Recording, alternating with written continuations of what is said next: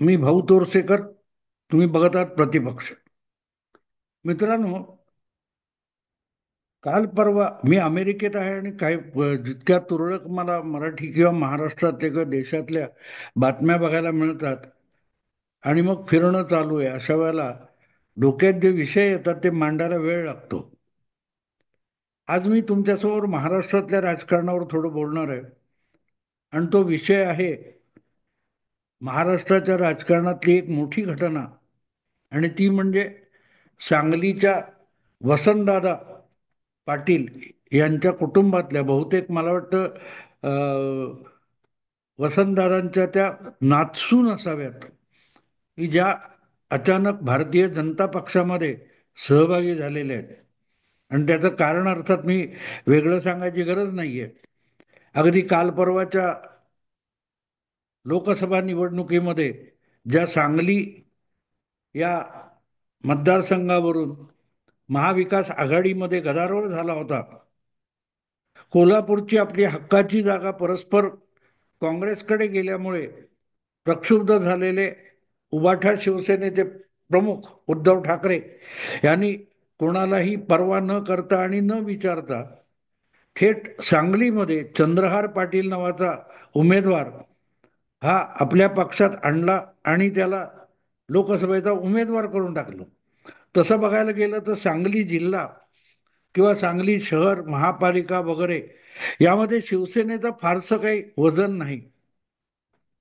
पण कोल्हापूरमध्ये आपली जागा काँग्रेसकडे गेली असेल तर काँग्रेसनी सांगलीची जागा आपल्याला द्यावी, हा उद्धव ठाकरेंचा हट्ट होता.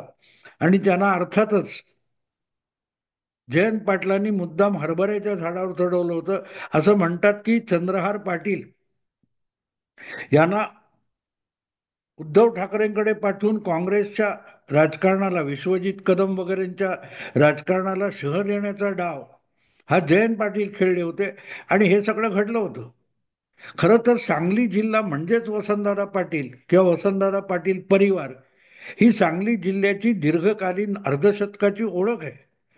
असं असताना सुद्धा जर तिथून वसंतदादांचं राजकारण संपवण्याचे डावपेच खेळले गेले असेल तर त्याला तिथले वसंतदादांचे जे निष्ठावान असे पुरस्कर्ते पाठीराखे आहेत ते तोड देणार, उत्तर देणार.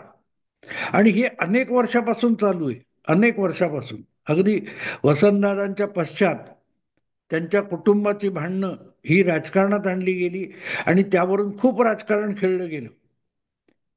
आणि त्यामुळेच प्रयत्न करूनही महाविकास आघाडीत आपल्याला स्थान मिळत नाही म्हटल्यानंतर विशाल पाटील नावाचे महाविकास आघाडीचे उमेदवार होऊ शकणारे आणि विजयी होऊ शकणारे वसंतदादांचे नातू हे अखेरीस बंडखोर म्हणून उभे राहिले आणि निवडून पण आले.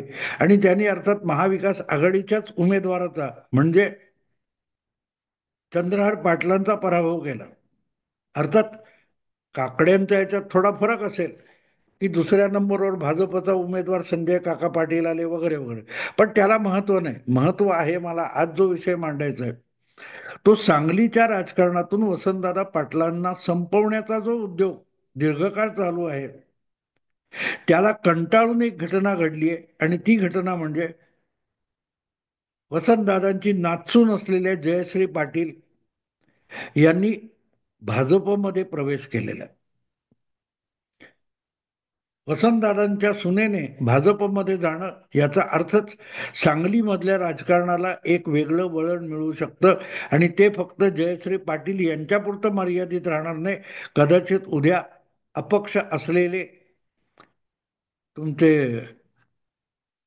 विशाल पाटील सुद्धा भाजपमध्ये जाऊ शकतात किंवा भाजपच्या एकूणच सांगलीच्या राजकारणाला आणि भाजपच्या राजकारणाला त्या जिल्ह्यामध्ये पश्चिम महाराष्ट्रामध्ये मोठं वळण लागू शकतं. एक तर गेल्या विधानसभा निवडणुकीने राष्ट्रवादी काँग्रेस असो किंवा आणखीन काय म्हणतात त्याला काँग्रेस पक्ष असो, या दोघांनाही दणका दिलेला आहे. काँग्रेस पक्ष हा 5 क्रमांकाचा पक्ष झाला तर राष्ट्रवादी हा 6व्या क्रमांकाचा पक्ष गेल्या विधानसभा निवडणुकीत झाला.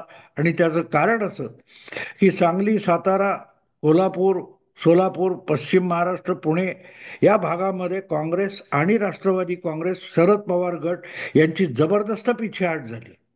शरद पवारांना 3.5 जिल्ह्याचा नेता म्हणून हिणवलं जातं. त्यामध्ये जो भाग येतो त्या भागाचंच शरद पवारांच्या गटाची प्रचंड पिछेहाट झाली. आणि मला वाटते सांगलीत जयंत पाटील सोडले आणि पुण्यातलं एखादं, तर सातारा आणि कोल्हापूर जे शरद पवारांचे बालेकिल्ले मानले जातात, तिथेच शरद पवारांची पिछेहाट झाली. पण त्यापेक्षा महत्वाचं असं की जयंत पाटील वगळता आणि आर आर आबांचे सुपुत्र वगळता सांगली जिल्ह्यात पवारांच्या नावाचं कोणीही आलं नाही. आणि या पार्श्वभूमीवर जर आधीच संजय काका पाटील तिकडे आहेत आणि वसंतदादांच्या कुटुंबातलं एक महत्वाचं व्यक्तिमत्व जर भाजपमध्ये जात असेल, तर सांगली जिल्ह्यातून काँग्रेस आणि राष्ट्रवादी शरद पवार यांची बाळंमळ उखडून टाकली जायला वेळ लागणार नाही. कारण सध्या तरी कोल्हापूर आणि सातारा या 2 जिल्ह्यात पवारांचा मागमूस उरलेला नाही. आणि काय त्या मार्कडवाडी हे सोलापूर माळशिरस सोडलं तर तिथेही पवारांचं वर्चस्व राहिलेलं नाही. या अर्थाने जयश्री पाटील यांच्या भाजप प्रवेशाकडे बघितलं पाहिजे. आणि मी जेव्हा ते ऐकली बातमी 2 दिवस झाले आणि माझ्या डोक्यात प्रवासात असताना कुठे कुठे त्या उटामध्ये आणि याच्यात ग्रँड कॅनियन्स वगैरे बघत असताना माझ्या डोक्यात सांगली जिल्हा घोटाळत होता. आणि मला अचानक 1970च्या दशकातल्या एका चित्रपटाची आठवण आली. त्या चित्रपटाचं नाव होतं संथ वाहते कृष्णामाई. सातारा सांगली जिल्हा हा मुळात कृष्णा काठचा प्रदेश म्हणून ओळखला जातो. कृष्णा नदी जी महाराष्ट्रात सुरू होते महाबळेश्वरला आणि पुढे कर्नाटक वगैरे आंध्र कुठे जाते, तर त्याचा जो प्रदेश आहे तो कृष्णा नदीच्या खोऱ्याचा प्रदेश म्हणूनच सातारा सांगली ओळखलं जातं. आणि अशा सातारा सांगलीच्या प्रदेशात त्याच्या कथेवर आधारित काहीतरी नाव होतं संथ वाहते कृष्णामाई. मला वाटते त्या आशयाचं गाणं पण होतं, संथ वाहते कृष्णामाई तीरावरल्या सुखदुःखाची जाणीव तिजला नाही. आता हे गाणं मला सिनेमाची गाणी आठवतात, कारण माझ्या डोक्यात राजकारण चालू असलं तरी माझ्या काळात मी जे सिनेमा बघितले त्यातल्या जेव्हा गोष्टी आठवतात तेव्हा गंमत वाटते की त्यातून राजकारणाचे आशय किती निघू शकतात. आणि त्याच मला वाटते संथ वाहते कृष्णामाई चित्रपटात एक गीत आहे की त्या काळात जो काय धरणं बांधणं आणि त्यातून पाणी अडवणं आणि उजाड अशा दुर्गम भागामध्ये पाणी घेऊन जाणं त्यावर आधारलेलं हे गीत होतं, गंगा आली रे अंगणी.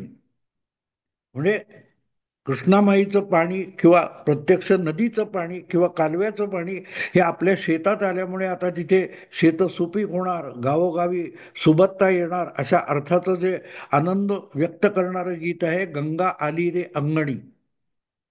ते मला आठवलं, कारण एक प्रकारे भाजपसाठी हा सगळा मराठा बहुल किंवा पूर्वापार काँग्रेसचा असलेला सुबीक प्रदेश भाजपसाठी उजाड आणि दुष्काळी भाग होता. कसा बसा एक संजय काका गळाला लागला किंवा असं काय झालं तर, नाही तर सातारा सांगली कोल्हापूर सोलापूर म्हणजे शुकशुकाट भाजपसाठी. अशा ठिकाणी गंगा आली रे अंगणी म्हणजे जयश्री आली रे अंगणी, भाजप आली सांगलीच्या अंगणी. आता हे गाणं जेव्हा मी गुणगुणत गेलो तेव्हा मला वाटलं किती सुंदर शब्द आहेत. संत वाहते कृष्णामाई तीरावरल्या सुखदुःखाची जाणीव तिजला नाही. आता राजकारण हा सुद्धा एक प्रवाह असतो. राजकारणातल्या घडामोडी या त्या प्रवाहातल्याच लाटा उसळणाऱ्या किंवा डोह वगैरे वगैरे असतात. आणि ते सगळे नदीमध्ये असतं. पण नदीच्या तीरावर पलीकडे ज्या काही घडामोडी चालू असतात त्याचा नदीच्या संथ प्रवाहाला पत्ता सुद्धा नसो, असं मला वाटते गदिमांचं गीत असेल. पण त्यांनी लिहिलेले शब्द जेव्हा आजचं राजकारण घालून बघायला आपण जातो त्याचा अर्थ किती बदलतो किंवा त्याला आशय किती प्राप्त होतो हे लक्षात येतं. कारण जो पश्चिम महाराष्ट्र हा सातत्याने स्वातंत्र्योत्तर काळामध्ये काँग्रेससाठी एक बालेकिल्ला बनून राहिला, अभेद्य बालेकिल्ला बनून राहिला. देशाच्या आणि महाराष्ट्राच्या राजकारणामध्ये प्रचंड उलथापालथी घडत असताना सुद्धा हा जो पश्चिम महाराष्ट्राचा प्रदेश आहे, तिथे काँग्रेसच्या तटबंदीला सुद्धा कोणी धक्का लावू शकत नव्हता. धक्का लागू शकत नव्हता. अगदी जनता लाट आली, नंतर शिवसेनेची लाट आली, शिवसेना भाजप युतीचं राजकारण झालं, मोदी लाट आली. त्या मोदी लाटेमध्ये सुद्धा संजय काका पाटील हा एक अपवाद वगळला तर पश्चिम महाराष्ट्रामध्ये पवारांचं आणि काँग्रेस राष्ट्रवादीचं वर्चस्व कायम राहिलं होतं. पण आज जी अवस्था आहे, ज्या वसंतदादांच्या शब्दावर या पश्चिम महाराष्ट्राचं राजकारण चालत होतं, त्या वसंतदादाच्या कुटुंबांना, त्यांच्या वारसांना एक पक्षाचं तिकीट मिळावं यासाठी किती गयावया करायला लागतात. तुम्हाला आठवत असेल तर विशाल पाटील हे त्या विश्वजित कदम बरोबर दोनदा तरी दिल्लीला धाव घेऊन आले होते की जागा काँग्रेस निवडून आणू शकते, आम्हाला द्या. पण आघाडीचं राजकारण जगवायचं आणि महाराष्ट्रात दीर्घकाळानंतर काँग्रेसला मिळू शकणारे जी काही दोन चार सत्तेची पदं आहेत ती टिकवायची, यासाठी केंद्रीय नेतृत्वाने वसंतदादांच्या परिवाराला दाद दिली नाही आणि शेवटच्या क्षणी विशाल पाटील यांना बंड करावं लागलं होतं. आणि जयश्री पाटील या नंतर विधानसभा निवडणुकीत मला वाटतं लढल्या आणि पराभूत झाल्या. आणि त्यामुळे एकूणच ज्या प्रकारे तुमच्या वसंतदादा परिवाराला वाळीत टाकल्यासारखं वागवलं गेलं, त्याला कंटाळून ह्या आता जयश्री पाटील ह्या माझ्या मते तुमच्या भाजपमध्ये दाखल झालेले आहेत. खरं तर त्याची गरज होती का? मी गरज होती का अशासाठी म्हणतो की जोपर्यंत नवं नेतृत्व आणि काहीतरी तयार होत नाही आणि नवी संघटना तयार होत नाही, त्या जबाबदाऱ्या खांद्यावर घेऊन चालणारी माणसं तयार होत नाही, तोपर्यंत जी प्रस्थापित मंडळी त्या त्या पक्षामध्ये, त्या त्या जिल्ह्यामध्ये, तालुक्यामध्ये असतात, त्यांना उखडून टाकण्याची गरज नसते. मग ते काँग्रेसच्या केंद्रीय नेतृत्वाने केलेलं राजकारण असो किंवा आघाडीच्या राजकारणामध्ये शरद पवारांनी खेळलेले डावपेच असो. जेव्हा तुम्हाला माहिती आहे की पूर्वी अक्षरशः जवळजवळ प्रत्येक जिल्ह्यात काँग्रेसचं वर्चस्व होतं, ते राहिलं नाही आणि पर्यायाने महाराष्ट्रातली काँग्रेस संघटना किंवा काँग्रेसचं राजकारण विस्कळीत आणि ढासळत गेलं.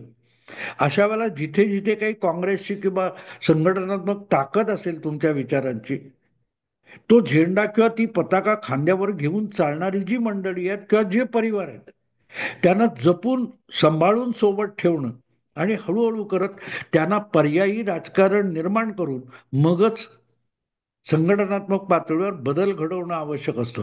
पण त्याची परवाना सोनिया गांधींना होती, राहुल गांधींना तर कसलीच परवा नाहीये. आणि शरद पवार तर काँग्रेसचं उरलं सुरलं देखील जे काय मालमत्ता आहे ते आपल्या खात्यात वळवायला टपलेले. अशा वेळेला जे टिकू शकेल ते टिकवण्याला काँग्रेसने प्राधान्य द्यायला पाहिजे होतं. आणि म्हणून मला असं वाटतं की त्यावेळेला उद्धव ठाकरे किती काही बोलो, विशाल पाटील यांच्या पाठीशी काँग्रेसने उभं राहायला पाहिजे होतं. शाहू महाराजांना आपल्या पक्षात आणून कोल्हापूरची जागा मिळवताना आपली वर्षानुवर्ष सांगलीमधली पुण्याई आपण मातीमोल करतोय, याचं भान जर काँग्रेसच्या दिल्लीश्वरांना आणि हायकमांडला राहत नसेल तर त्या काँग्रेस पक्षाला भवितव्य नसतं. आणि म्हणून मी म्हटलं की सीमेवर काय त्या संत वाहते कृष्णामाई, तीरावरल्या सुखदुःखाची जाणीव तिजला नाही. आज विस्कटून गेलेली जी काँग्रेस चळवळ किंवा काँग्रेस संघटना आहे, विचारांची काही ती धारणा भावना आहे, त्या कार्यकर्त्यांच्या मनात कसलं वादळ घुमसते, त्यांची सुखदुःख काय आहे याची सुद्धा पर्वा आजच्या काँग्रेस नेतृत्वाला नाही. तिथे ते कळतं की कृष्णामाई आणि तीरावरल्या सुखदुःखाची, म्हणजे आपल्या हातात सत्ता आहे, आपल्या हातात पक्षाची संघटना आहे आणि ती कशी बशी का होईना प्रवाहित आहे, त्यावर समाधानी असलेल्या हायकमांडला काँग्रेस पक्षाच्या संघटनेची काळी मात्र उरलेली नाही. का? तर कार्यकर्त्यांच्या सुखदुःखाची त्यांना जाणीव सुद्धा नाहीये. आणि ती जाणीव नसली की मग असे व्यवहार होतात. कंटाळून विशाल पाटलांना बंड करावं लागतं आणि जयश्री पाटील यांना काँग्रेसचा परंपरागत आणि काँग्रेस संपवायला निघालेला पक्ष आहे त्याच्याच सहभागी व्हावं लागतं. वसंतदादांची नाचून भाजपमध्ये जाणं याचं महत्व या सगळ्या संदर्भाने लक्षात घ्यायला लागतं. तिथे भाजप वाढेल का, पवार काय त्या पाटील वसंतदादा परिवार आहे त्याचं स्थान टिकून राहील का, आणि ते किती मजल मारतील, भाजपचा त्याला किती फायदा होईल, याची चर्चा खूप होणार आहे. पण मुद्दा असा आहे की काँग्रेस सारखी 140 वर्षापेक्षा अधिक इतिहास असलेली एक संघटना, एक पक्ष आज ज्या प्रकारे ढासळत चाललेलं आहे त्याचं कारण एकमेव आहे की कार्यकर्त्यांच्या सुखदुःखाची ना राज्यातल्या नेतृत्वाला पर्वा आहे ना केंद्रातल्या नेतृत्वाला पर्वा आहे. आज कोण अरे वसंतदादा पाटील जो माणूस मुख्यमंत्री झाला, जो प्रदेशाध्यक्ष झाला, संघटनेत त्याचं प्रभुत्व जे होतं ते महाराष्ट्रभर होतं. म्हणून त्यांच्या परिवाराला किंवा त्यांच्या वारसांना पक्षामधले सगळे हक्क असतात असं मी मानत नाही. पण त्यांच्या जिल्ह्यापुरतं तरी त्यांच्या पुण्याईचा फायदा पक्षाला मिळेल याचं भान राखलं गेलं पाहिजे. आणि जेव्हा कार्यकर्ते तिथले नाराज होतात की का काँग्रेस पक्षाचं नेतृत्व आणि हायकमांड सांगली जिल्ह्यातील काँग्रेस पक्षाचं वर्चस्व टिकवायला इच्छुक का नाहीये, हायकमांड इच्छुक का नाही, हे त्या कार्यकर्त्यांना वाटतं. हे त्यांचं सुखदुःख आहे.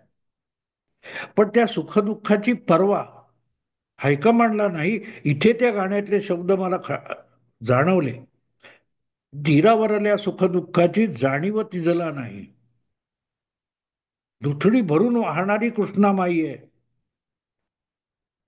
पण ते दुथडी भरून वाहणाऱ्या कृष्णामाईला आपल्या प्रवाहाच्या पलीकडे जे लोक राहतात त्यांच्या जगण्यामध्ये पूर आला तर काय होईल, पाणी ओसरलं तर काय होईल, ह्याची पर्वा त्या नदीला नसते.